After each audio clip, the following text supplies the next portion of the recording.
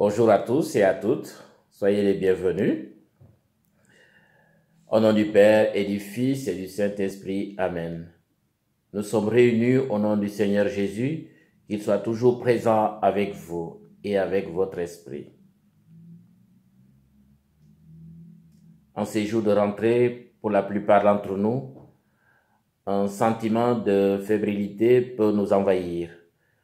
Demandons au Seigneur de nous aider à retrouver la paix du cœur et implorons sa miséricorde.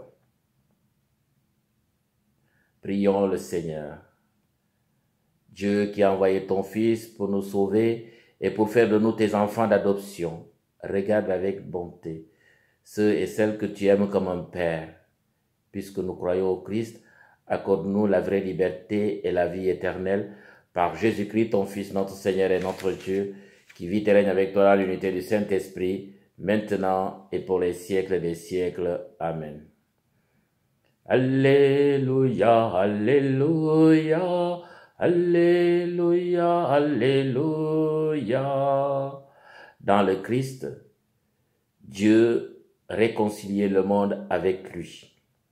Il a mis dans notre bouche la parole de réconciliation.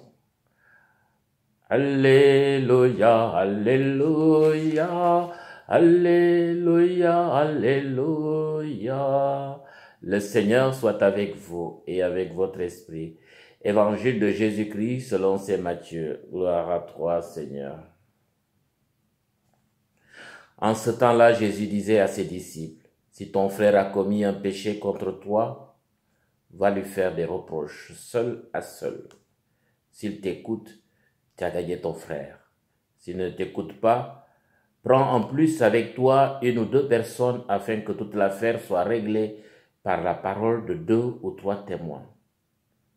S'il refuse de les écouter, dis-le à l'assemblée de l'Église. S'il refuse encore d'écouter l'Église, considère-le comme un païen et un publicain. Amen, je vous le dis. Tout ce que vous aurez lié sur la terre sera lié dans le ciel, et tout ce que vous aurez délié sur la terre sera délié dans le ciel. Et pareillement, Amen, je vous le dis, si 2 d'entre vous sur la terre se mettent d'accord pour demander quoi que ce soit, ils l'obtiendront de mon Père qui est aux cieux. En effet, quand 2 ou 3 sont réunis en son nom, je suis là au milieu d'eux. Acclamons la parole de Dieu. Louange à toi, Seigneur Jésus. Bien, chers fidèles, bonjour et bienvenue à tous et à toutes. Oui, personne n'est à l'abri d'une défaillance ou d'une offense ou d'un échec. Tout le monde est appelé à pécher un jour. Très souvent, et même dans nos communautés chrétiennes, des tensions et des offenses voient le jour entre ses membres, entre frères et sœurs. Face à tout cela, le texte de ce dimanche nous donne à méditer à toute cette problématique du péché afin d'améliorer nos rapports fraternels et de ne pas faillir à notre vocation chrétienne. Ne pas en tenir compte.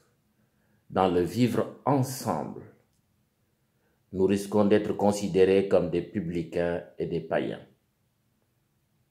si nous agissons comme les autres qui ne croient pas, qui n'ont pas le Seigneur, notre Seigneur Jésus-Christ. Oui, les chrétiens doivent vivre autrement selon les commandements de l'amour du Seigneur.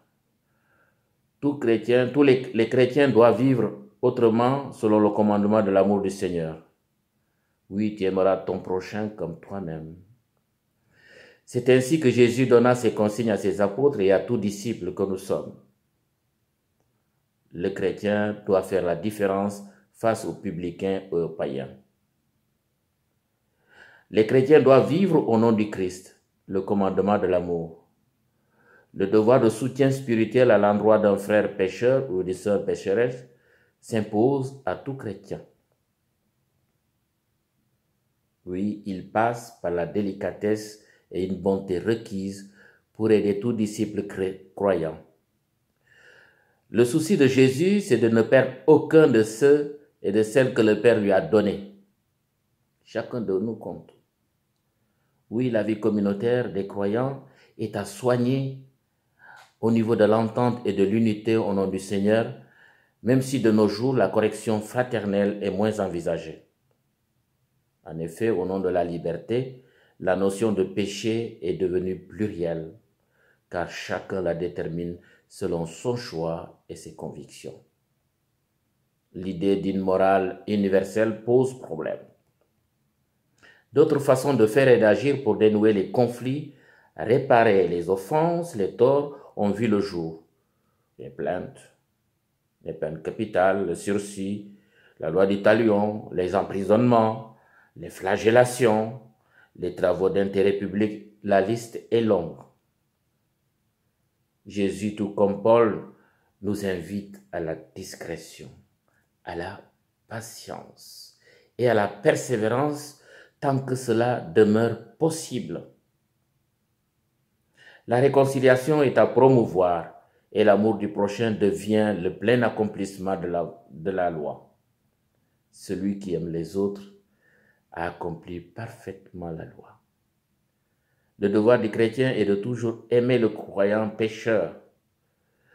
Toutes ces recommandations sont très importantes parce que le rassemblement des chrétiens n'est pas seulement une addition d'individus, mais une communauté de croyants qui est signe de la présence du Christ.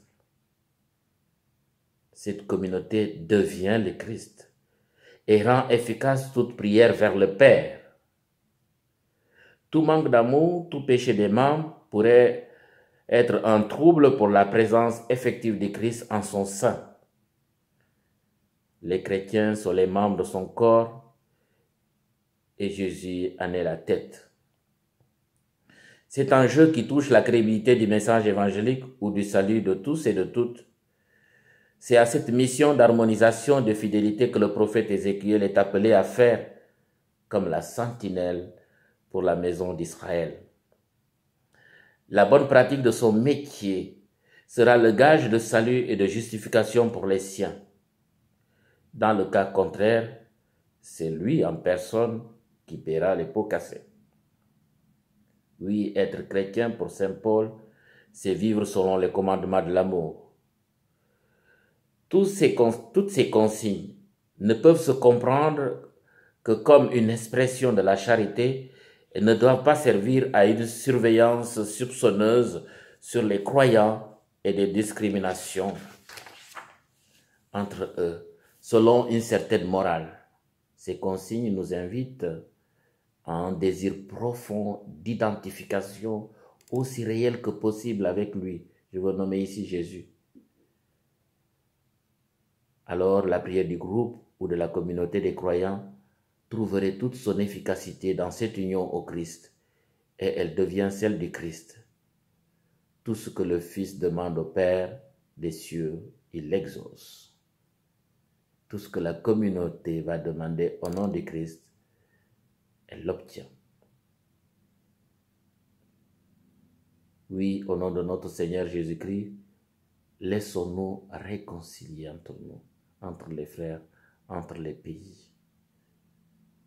Que l'amour soit au cœur de nos relations dans nos différentes communautés chrétiennes pour apporter au monde le message évangélique, à savoir l'amour de Dieu et du prochain. À tous et à toutes, je dis bon dimanche, bonne semaine, bonne fête du travail aux Canadiens, aux Québécois.